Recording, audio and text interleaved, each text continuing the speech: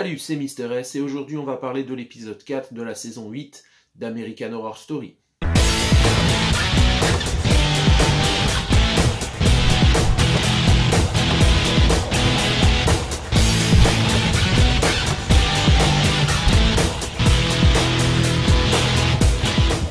Waouh! Quel épisode! J'ai l'impression que plus ça avance cette saison et plus les épisodes sont de qualité. Alors attention, si vous ne l'avez pas vu, je vais spoiler au cours de cette vidéo, vous êtes prévenus. Donc, cet épisode s'intitule « Could it be Satan ?» ce qui veut dire en anglais « Est-ce que cela pourrait être Satan ?» Et évidemment, il est centré sur Michael Langdon. Et la première chose qui m'a plu dans cet épisode, c'est la structure qui est très bien pensée. Alors on a d'abord l'intro qui raccorde avec la fin de l'épisode 3. Bon, alors, Coco est de retour, ce qui est pas trop pour me plaire parce que je l'aimais pas du tout. Mais bon, tout espoir n'est pas perdu parce qu'on apprend en fait que les personnages de Coco, Dina et Mallory étaient sous l'effet d'un sort d'identité qui ont fait qu'elles ont oublié leur vraie personnalité. Donc peut-être que, en fait, elles vont changer. Et dès l'introduction, on a un flashback qui revient sur la relation maternelle entre le personnage de Kathy Bates et Michael Langdon, qui a été manifestement élevé dans le satanisme. Le coup de la prière à Satan, moi franchement, ça m'a tué, ça m'a beaucoup plu. Le reste de l'épisode est lui-même un flashback, puisqu'on revient 3 ans avant le début de l'apocalypse, et on en apprend beaucoup plus sur le personnage de Michael Langdon. Alors, avant de devenir l'Outpost 3, l'endroit dans lequel se trouvent les personnages était donc une école de sorciers, un petit peu à la Harry Potter. Et les professeurs de cette école découvrent un jeune homme qui manifestement a des pouvoirs extraordinaires.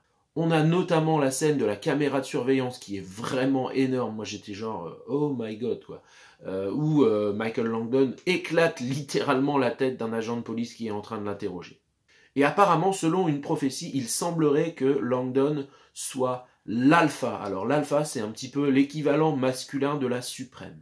Et d'ailleurs, on va avoir cette concurrence entre le masculin et le féminin dans tout le reste de l'épisode, et ça c'était vraiment très intéressant. Et en effet, c'est à ce moment-là qu'on retrouve l'Assemblée des sorcières de la saison 3, et on a droit à une scène où on apprend que Mallory, effectivement, a des pouvoirs assez extraordinaires, et qu'elle aurait des ancêtres qui seraient originaires carrément de Salem. Donc c'est pas rien. Mais très vite, les sorcières sont bouleversées dans leur quotidien, puisqu'on apprend qu'elles doivent se rendre à une réunion à cette fameuse école de sorciers. Et là, on a une véritable guerre des sexes qui s'enclenche, puisque les sorcières refusent absolument de croire que Langdon puisse être l'alpha. On a notamment Myrtle qui dit « mais non, ça peut pas être un homme, la testostérone, ça bloque les pouvoirs magiques, etc. » C'était vraiment sympa cette confrontation, j'ai trouvé.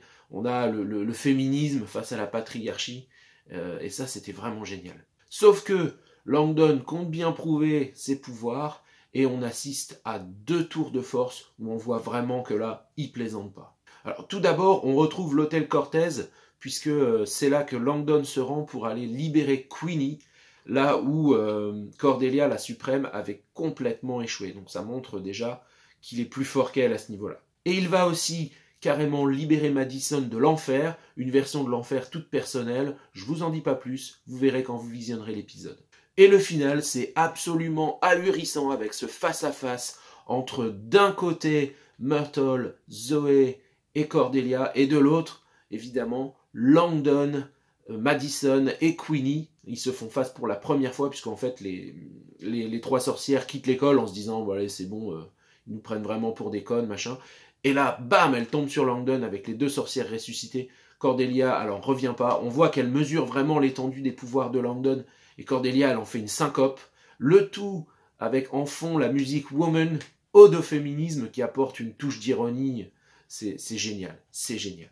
Voilà, encore un épisode réussi. J'avais un petit peu peur du retour des personnages de la saison 3 parce que c'était pas ma préférée. Mais là, c'est vraiment bien fait. Et vu comment c'est amené, avec la concurrence qui s'installe, avec l'école de sorciers, etc., ça va être très intéressant, je pense. Souvent dans les séries, les épisodes flashback, c'est pour faire du remplissage. Oui, je pense à toi, The Walking Dead. Mais là, pas du tout. On a beaucoup d'informations sur les personnages, c'est très riche, et ça met en place les choses pour le reste de la saison. À mon avis, on peut s'attendre à une très grosse confrontation entre Cordelia et Langdon, parce que je pense qu'elle n'a pas dit son dernier mot, et ça risque d'être épique. Voilà ce que je pouvais dire sur cet épisode. Si ça vous a plu, laissez un petit pouce en l'air et surtout abonnez-vous à la chaîne pour être tenu au courant des prochains contenus. Merci, à bientôt. Ciao.